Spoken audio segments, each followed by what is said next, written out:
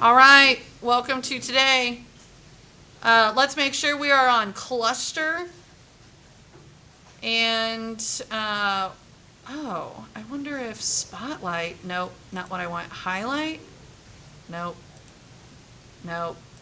Okay, sorry, trying to figure out my cursor, how I wanted it to go. Okay, we're gonna make sure that the tab we are on is cluster.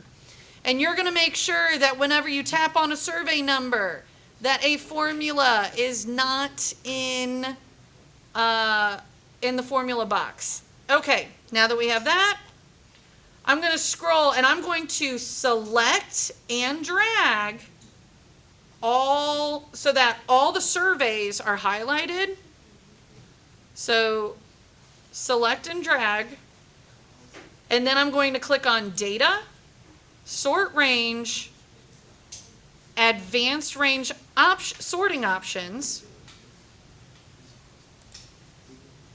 But I'm not going to have column A.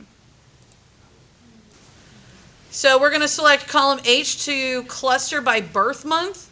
When I press sort, you're going to notice that it's in alphabetical order by birth month. Okay, those of you at home, here's what we did in class. I just want you to realize the breakdown. We went through and we counted the number of people in January, February, March, April, and so on. So what we did in class was we looked at what combination of months would actually get us to have the magic number of 30. Now currently I'm in third hour, and what we chose to keep June's,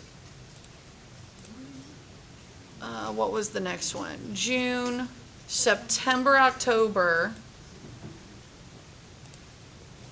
and December.